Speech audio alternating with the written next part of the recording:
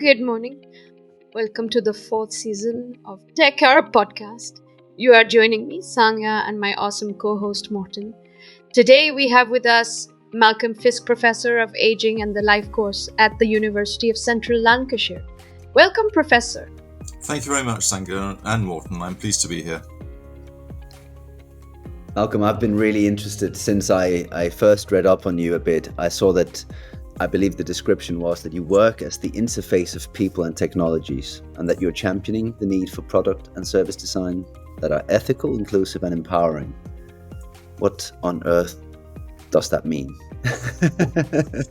Well, Morton, that is a huge question, actually, and I'll try and I'll try to home in on the essence, if you like. I mean, I'm doing quite a bit of work at the moment on social theory, which is looking at the way that we as human beings interact with machines and more recently with technologies. And of course, the nature of those technologies has changed quite dramatically with communications systems and networks and what have you coming into play, and therefore some new issues about our personal data and the way that this can impact on our identities, on our privacy and things like this. But there's quite a long history looking at technologies or machines and the relationships that we have with machines. And the biggest dilemma, is that the right word, is around the extent to which we are controlled by or our lives are shaped by the technologies that we interact with versus the extent to which we actually shape the technologies to do the things that we want or to serve our purpose. And my starting point, I mean, it's a terrible starting point really for looking at this is the Second World War and clearly looking at the way that machines were used for very destructive and inhuman purposes. And this led, it seems, from my exploration of different philosophers and social theories, to a kind of awakening that actually, we should be controlling technologies more and making sure that they do the things that we want to. Now, this leads on, mind you, to the attitudes and perspectives of technologists and innovators who clearly do develop technologies in particular kinds of ways for particular purposes. And it begs the question as to what their perception of the purpose of those technologies is. And it also brings in some elements of risk as well, because products and services and technologies that are designed don't necessarily get used in the way that was initially intended. And so when we think about this in the context of digital health, then there are some dangers around, and those dangers, and perhaps we'll come on to this, are getting greater because of the issues around artificial intelligence and the way that our data is used. And again, there are certainly some very, very big questions about the purpose of some of the technologies that are being marketed for profit by different organizations, which are deemed to be for our health and well-being. I really like that. That's a big dilemma. I don't think we've had such a big dilemma on this show before, because you are certainly right. However, I'd like to start just perhaps, I don't know if it's more pragmatical but systems have always been in place, haven't they? Also, those that weren't involving machines or technologies. So is it really the systems and the governance of those that is influencing or prolonging our behavior? Or is it now the machines and the AI? Weren't we just teaching Google to, the classes earlier, or the previous generations, and previous to that, though, it was books and literature, and now it's AI. To really own it and hone in on it, do we need to then teach it, or do we need to say that's a no-go? I think possibly both, Morton. We need to obviously have some control, which I think is captured by your terminology there about teaching machines or technologies to work in certain kinds of ways. And also we do need possibly to say no, that technologies cannot be applied in this particular context or cannot be applied in this particular kind of way. One word we haven't used so far is about power. And influence and coercion and things like this that the technologies may have. And so there are some very, very difficult choices that have to be made by our governing bodies as to how we control, how we influence the developments and the uses of different technologies. And that is especially the case where we have huge mega corporations with lots of money who can exercise substantial influence over the governments and the decisions that they make. Beg your pardon. Yeah.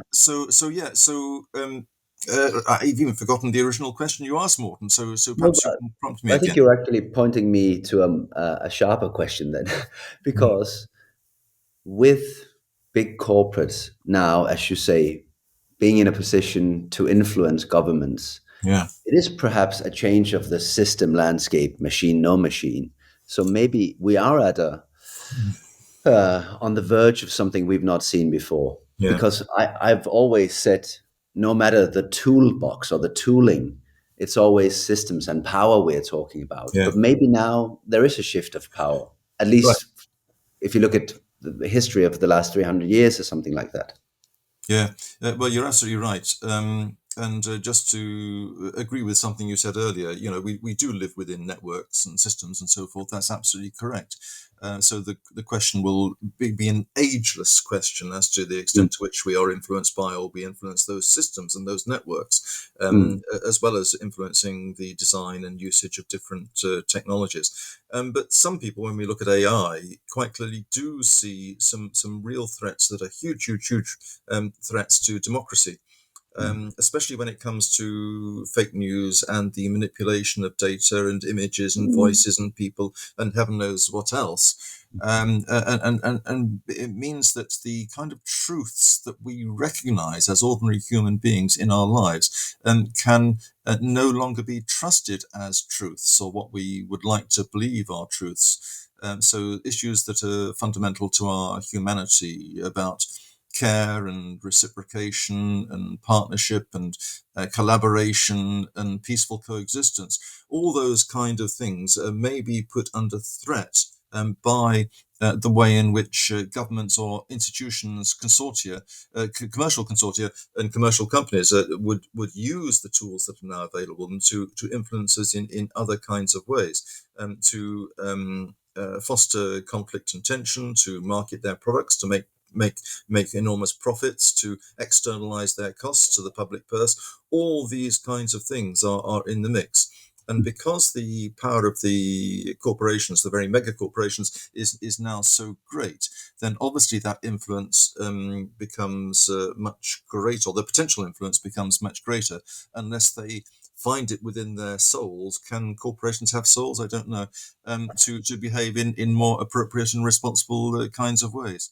Sorry, that was a slightly cynical remark No, there, but no, it wasn't. And I think your example from the Second World War is brilliant, because I think we've always tried to exercise influence via fake news or via yeah, enforcing our power on others. So if we take an example from the Second World War, most likely, I'm not 100% sure, but most likely, flyers have been handed out from, I don't know, an aircraft telling people in regions this is what's happening now, or it could be the radio. But now what you're saying is it's much more intricate. It's more difficult, elusive to analyze who's actually sharing what information because of algorithms, big corporates playing a part in this. Twitter is probably a great example right now. So it is actually a new situation for us today. yeah, it most certainly is. And just on the radio this morning, I was listening to a broadcast about the way in which, obviously, the Russian government is using propaganda to push a particular message in the occupied areas of the Ukraine. And if you're fed enough information with a particular message, then you're likely to believe it. And going back to the Second World War, I mean, one of the primary philosophers I've been looking at is Martin Heidegger, who did in fact join the Nazi Party for a while. But interesting that he was talking about technologies around machines, if you like, and the power of machines. But what people need to be aware of is that Hannah Arendt, who was a student of his, in fact, a lover of his, actually did some very good work on totalitarianism and made the point that actually it's the propaganda, it's the words, it's the language that actually is more important than the physical tools of machines. So maybe we need to do a bit more thinking around our technologies, not so much because of the technologies themselves, but because of the way in which they are marketed and the kind of I hesitate to use the word propaganda, but certainly the marketing information that may seek to persuade us that these are for our own good, and that includes both the way in which we accept or not particular technologies, or alternatively the way in which we are willing to share our personal data, which clearly carries the threat of a certain amount of intrusiveness. And if I can just come on to digital health a bit more precisely, clearly there's a big debate at the moment, and I've done some work on this about the way in which GPs in the UK are being encouraged to share the data that they have on their patients. And of course, many of the GPs are up in arms saying, hey, hold on a moment, we have a relationship of trust with our patients, whereby we keep their data confidential. And at the moment, the debate is ongoing, and I don't think the assurances have been strong enough about the way in which our personal data is being used or could be used and shared. And also the government is pushing towards a opt-out system whereby we are assumed to have given our consent to our data being shared, as opposed to an opt-in system whereby we are asked whether we would wish to and in what circumstances we would be okay about our data being shared. So there are some big debates, big discussions to be had on that. But in the meantime, the manner in which our data is collected and potentially shared is something that we need to be very wary about. And I should add as well, the European Commission, of course, is working on an AI Act, which will, and you've got the GDPR as well, which obviously offers some controls, which I think they will be moving towards reinforcing in different kinds of ways, which I think could provide a better safeguard for many of the European countries. Whether the UK follows suit, I don't know. I have a question for you, Professor. How do you see it? Aren't people more aware of AI and what it can actually do? What about big corporates and their usage of AI? Do they work together maybe to use AI responsibly? I don't see the big corporates coming together and seeking to work responsibly. They're perfectly willing to have their own kind of ethical codes and things like that.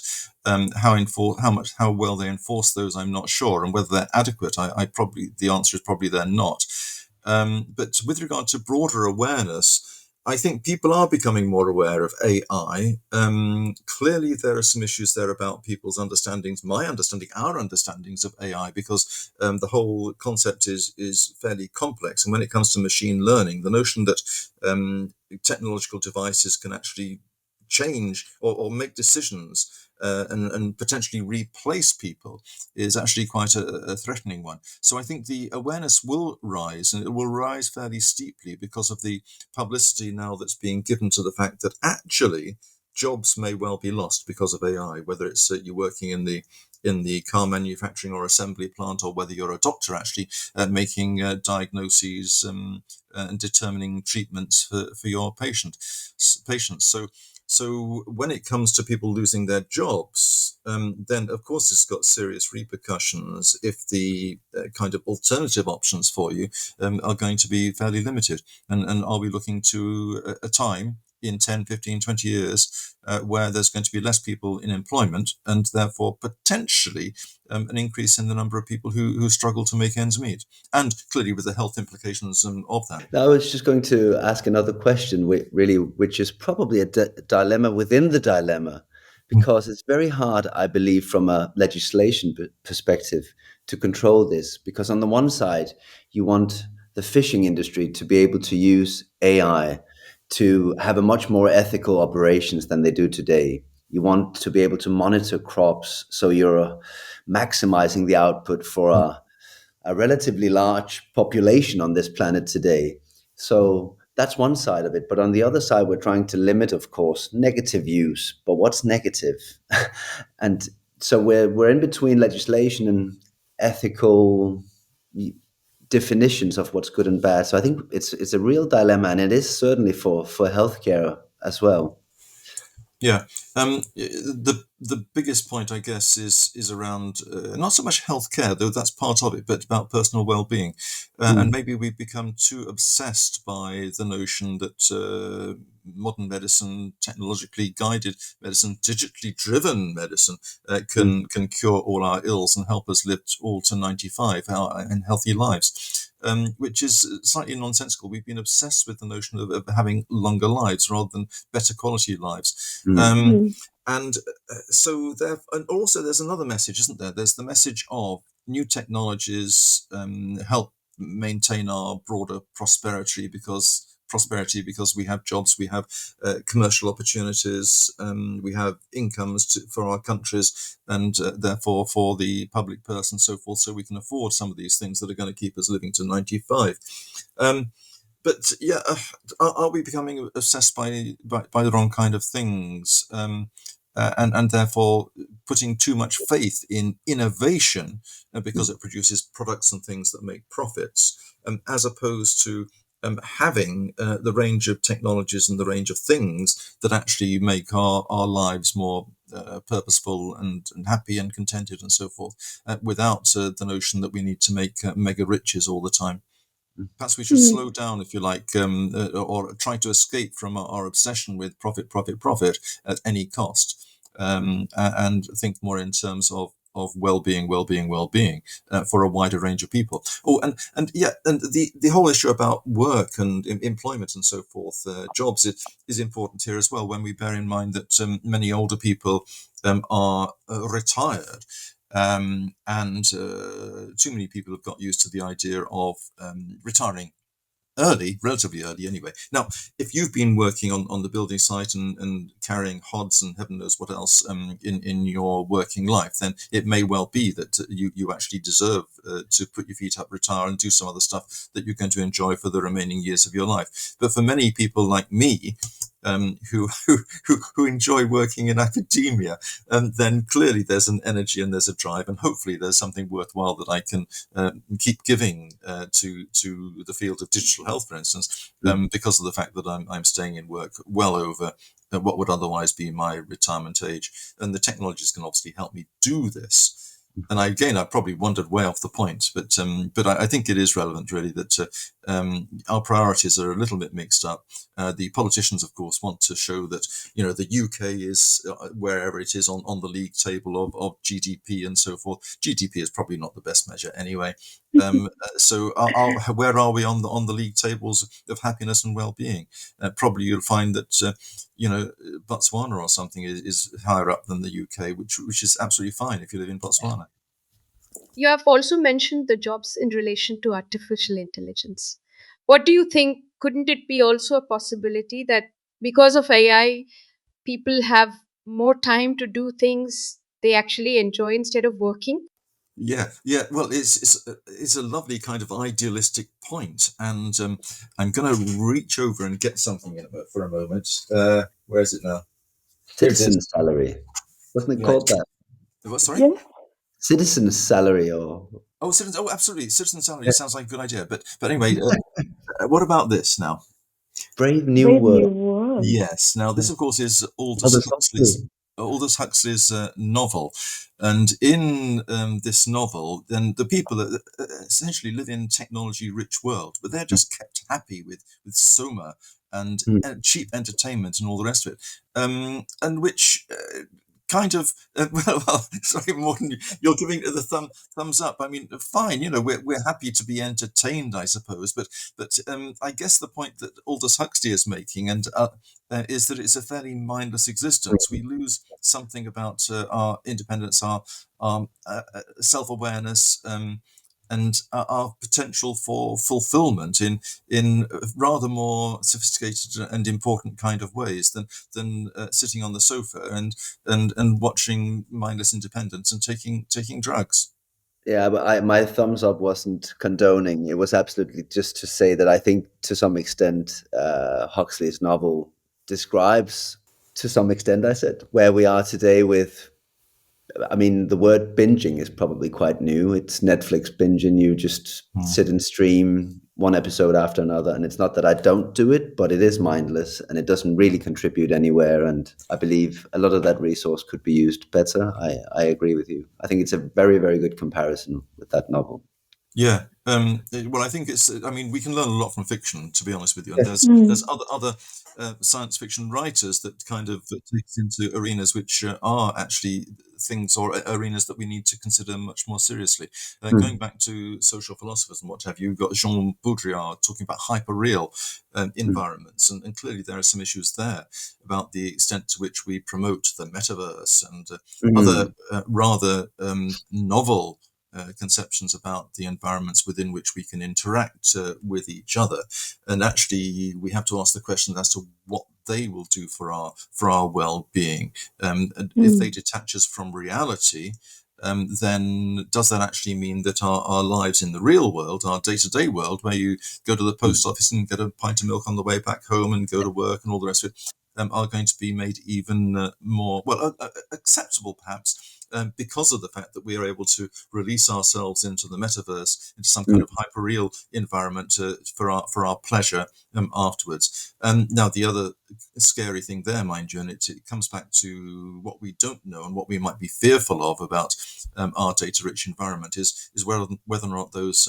hyperreal environments will be dystopic and scary places to be, in which case if you have got, if you like, mental health issues, or you have some vulnerabilities because and uncertainties about your life and your safety and all the rest of it, will those hyperreal environments actually do any good for you, and what harm might they do as well?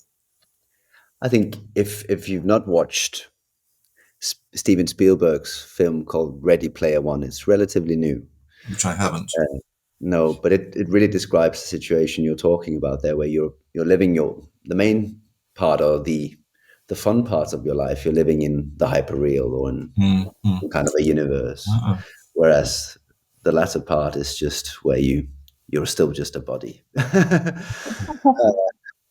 But yeah, Yeah. and I can really follow the comparison with Baudrillard as well. And I think the first time I traveled to the United States, I felt that I'd experienced a lot of this before because it was a hyperreal, it was some kind of a metaverse because of the exposure to American culture via so many different sources early on in life.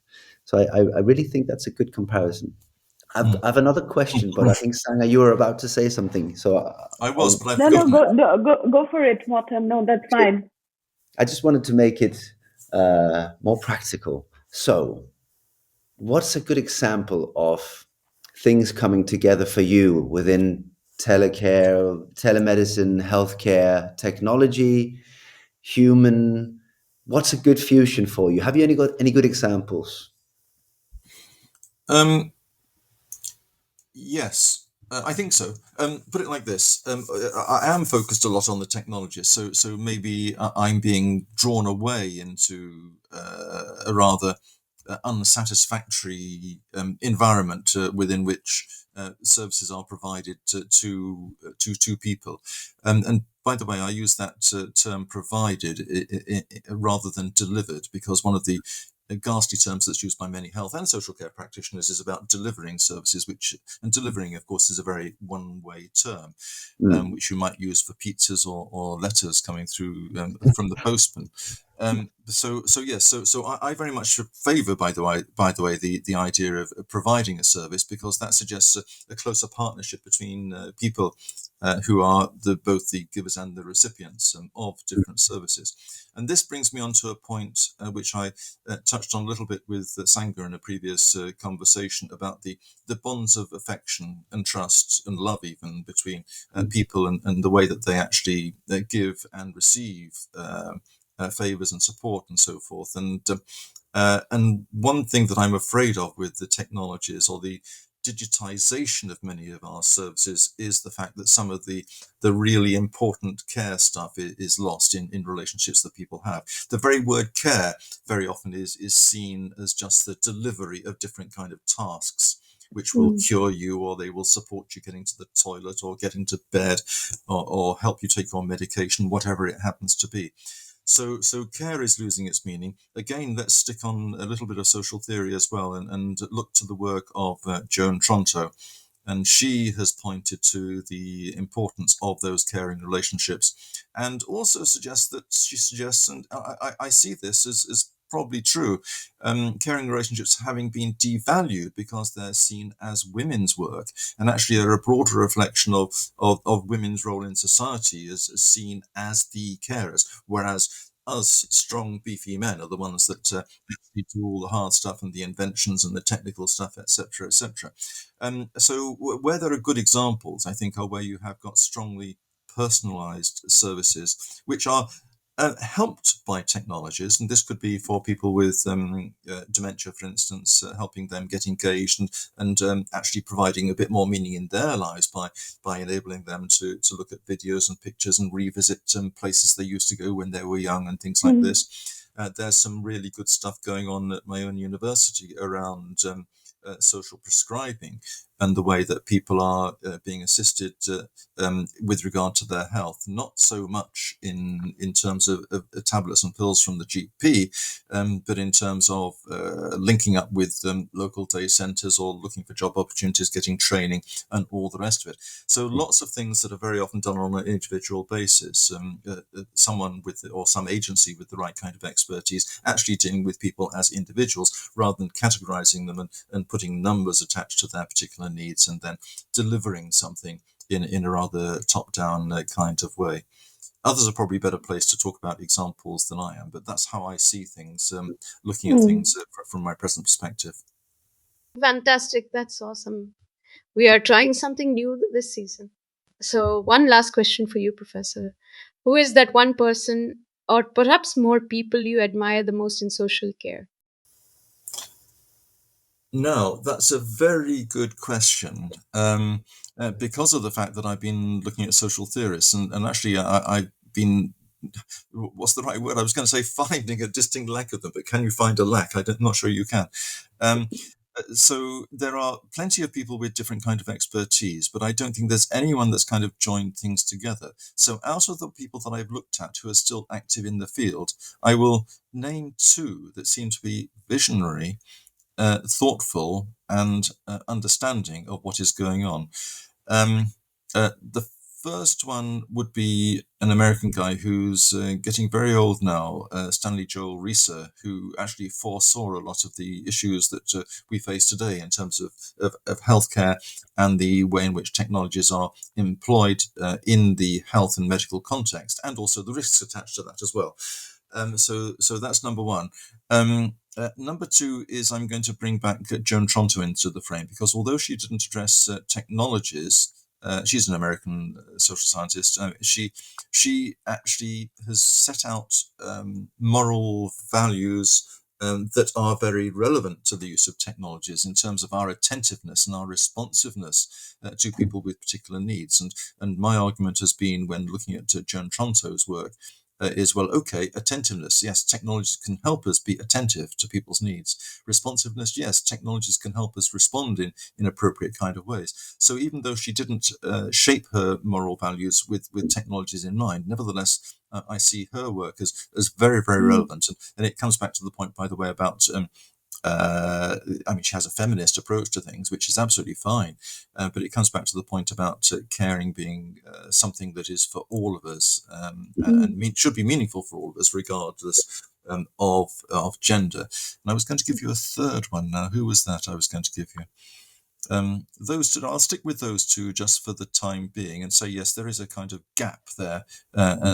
So we need someone to have that broader overview, so that we can hopefully take things forward in a balanced and responsible kind of way, recognizing the positive roles of technologies, controlling them where appropriate, but also having an ethos, an approach to their use, which is going to be appropriate, and which people with support needs can relate to, so that they're able to access the technologies and the services in ways that they want, rather than have them delivered to them, using that pejorative word, by some agency who hasn't really thought things through, or maybe doesn't recognize sufficiently the importance of the relationships that are at the core of care. Bravo. There you go, government. That's Wow. your technology foundation for developing social care with technology as a helper, not a deliverer. Yes. Yeah. Well done. It's a very It's really good. nice to finally meet you, Malcolm, and have you on Tech Care. Right. Well, thank you very much, Sangha. Thank you very much, Morten. It's been a pleasure talking with you. Thank you for listening. Don't forget to subscribe, review, and share your favorite Take Care podcast with your friends and colleagues.